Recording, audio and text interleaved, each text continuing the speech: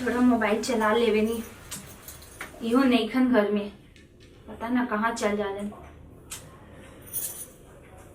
वो कुछ काम नहीं कर दिया। का हो का दिन भर मोबाइल में घुसल रहता रू? का करी? का कर तुम मोबाइल में? कुछ ना। अपन दीदी के फोटो देखत रू का हो? हाँ तो तहार देखी का? गजी भाग हमरा ले प्रिय तार दीदी बड़ी से पूछो तरू तार देखी का तो के कर देखबू? तो तू तो हमारे पास में न रहेला। पढ़ने पड़ेगा। जब पास में रहता ओकर वैल्यू खत्म ना। तारा के तो सुबह शाम दिन रात तारे के तो देखे नहीं, कभी कभी दीदी का फोटो देख लेबे नहीं। का करी? दीदी के देखत रू भाइयों के अपन है। हाँ तो देखी ना। देखी ना। हाँ तो ना जबरदस्ती देखा तनी कम बतियोला तनी हम देख ली। हाँ देखी ना। ये मत तारा बढ़िया तो तार दीदी बैल लगत रही। काश किस्मत रही कि उनके हमार बियाह हुए रही। जाई कर ली। जाई कर ली। करा ना दो। हम काहे करें? अपन बाबूजी से बात करे विषय में। हम काहे बात करी? अपने बात करी जाके। अरे यार हरदम तो हमारा झगड़ा करके प्रेम कर रहलू। तो और का करी? रहो कि खाली दिन भर प्यार मोहब्बत ही दिखेला। अब तो दादा अपने मेहरारू से आदमी प्यार मोहब्बत ना करें तो क्या करी हम? चुप रही, हमारे यहाँ दिमाग खराब हो रहा है। काहे तो दिमाग खराब होता हो? दिन भर काम करते रहे नी और रहोगे तो कुछ नहीं दिखत। हरदम झगड़े करके प्रेम कर रहलू मत तुम। तो का करी? हमारा दिमाग खराब होता, बहुत परेशान बानी तहार बाबूजी से और तहार बहन से। ए भाभी कहा ऐसे बोलो तारू?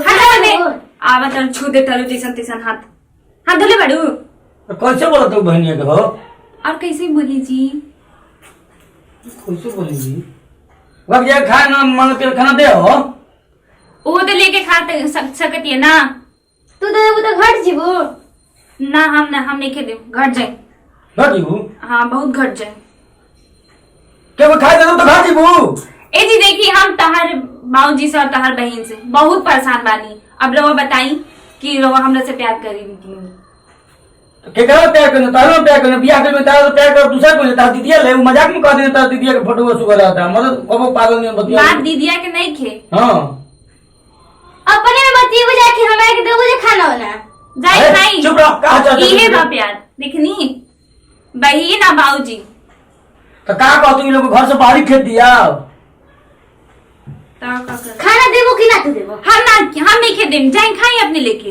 खराब कर दिया जो में बात करे तानी कबाब में हड्डी बन जो ले तू का भी अभी बाबूजी के ने का करू ता बाबूजी का बाबूजी तो भोगा किने देखियो जो दिखेगा जाए ना। मर के खाना नहीं खाती बाबा। मत मेरे को बात सुनने तो भागल कुछ नहीं दिले तो ताले खाना मंगाई नी ना।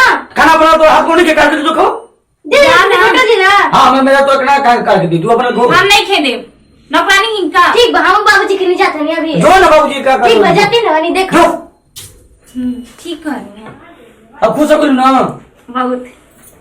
बाबू माई के अपने घर से बाहर पे गाते दिन तो बहुत खुश हो जीबू। दान बाड़े दादा मेहरारू हमार। बाबूजी बाबूजी ले खाना मांगनी तो ना दिले। हैं?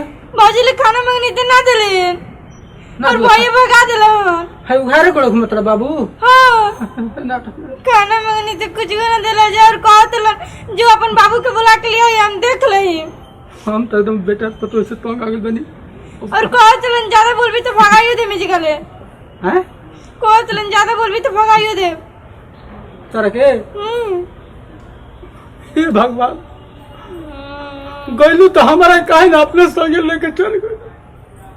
आज बेटा पतो करो हम देखो छोटी लड़की के साथ हम तो तंग पे आ गए। चलो बाबू हम आओ चलो। नहीं हमारे के खाना दे बाबू हमने के जाना। चलो बाबू हम आओ चलो। ना चलो खाना दे बाबा। ना चल बाबा। अपने मन ना चढ़ रहा तारा खाना। उन्हें की दे सका भगा देली।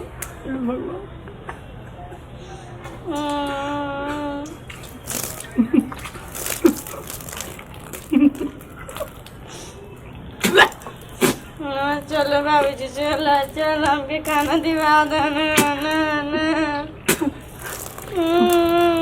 चलबो कि ना? 10 घंटा ले मुदा भूख लागल बा हमके। बैठाओ हमरे के। जल्दी चलो। अरे गिराया मत हमरे के तू। ले लो। चलो का कर दो बेटा तो जाएगा चलो बता। लीजिए पीली पीली। ए घड़ी 12 तहार प्यार गंगा जी के पानी नियन बहत रहता का बात बा बड़ा खुश रहता रू ऐसे काहे बोले तनी ये से हम खिंचल जानी। ऐसे में खिसिया जानी तो में खिसियाल कौन बात बा सही बात कह देन तो में खिसियाल कौन बात बा। अरे हमर सुगा ऐसे तरह से कहना प्यार नहीं की करेनी हम। तो हम कौन बाई तार दीदी वाले प्यार करना हम तो तोहरे ले प्यार करी ना। दीदिया दीदिया तू का करे तारा हम के दीदी से कर मानी का ना हो वो मजाक में कह देनी हो आ तारा तकलीफ का भाई बताओ। तकलीफ तो जे तोहर बाबूजी का कहले बाबूजी के घर तो बाहर खेल दिया बड़ करते रहेलन आ तोहर बहन भी होसी जा तो कोई भी लहरा लगा के तो नहीं आवे तो वो भी कहन खिसिया के तो लहरा लगा कोई भी लहरा लगा के तुरंत तो ऊपर मन ही हो जा किसी ते ही को जवाब देते तारा समझ में रुको ना आओ तो 5 मिनट धीरे से चलाओ। लेकिन अब अपना रोवा बोल दी ठीक ना। अरे बाप रे बाप। एक आध दूनो जना ऐसे कवा में हड्डी बने। अब रोवे कुछ बोली तमाम में हम कहाँ भी बनी जा। अब तू घर बेटा को तो घर में तो तू क्या करे जा में बेटा पता हाँ खाना देना हम रखे। अरे तन कम बोल तो कैसे कर देती भेड़ के तो मौके के लेके बैठे बड़ा खाना मंगनी इतना दे रहा। मारा मुंह में देखो तू बाबू के बैठे तो हमारा माँ जब दो बार ऊर पे अभी तो जिधर पे काम है के अपन देश में देखो ढकेल से तो गिर जीवा कपड़ा के ना फूट जाए तो मैं कितना भाई रहा हाथी जी की बहन के तरह सामने के लाओ बहन भी डाइन दिया हो बहन भी हो नहीं करके खाने की जवानी की तरह मौके खाली। मारो मुंह में किसे ऐसे मत बतियाओ जब तो जिया तो मैं छुए लेता भाई तो बात तुम्हारी एक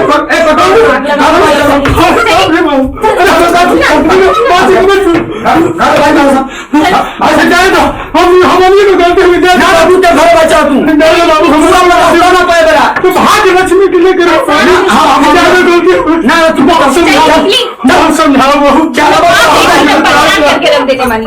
अरे चलो चलिए चलो ना बाहर चलो भाई चलो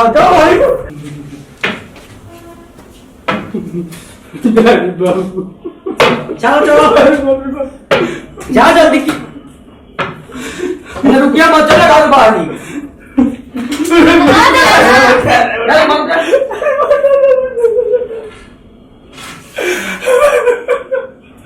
उठो पापा। हम कहाँ जाए रे उठो ना।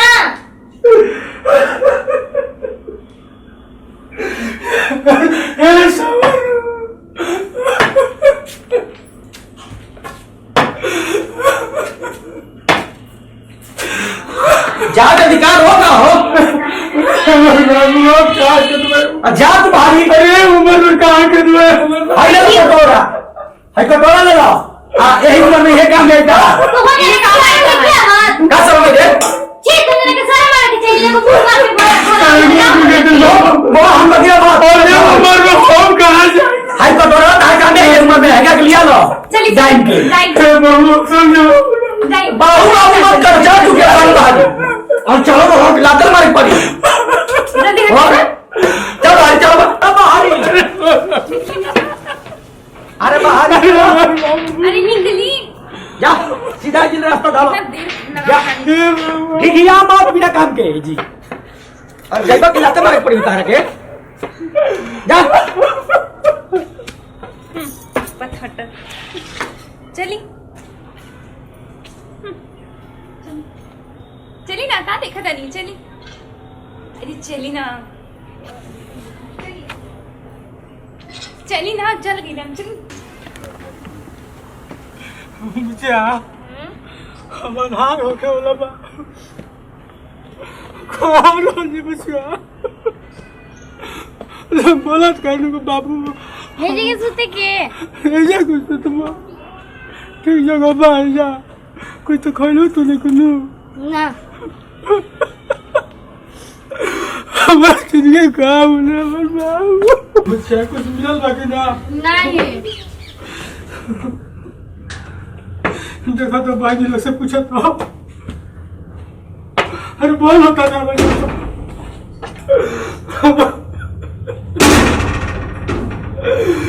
उठा कोई कहते सब के हुआ अपन कहाए वाला के सुखवा में सब के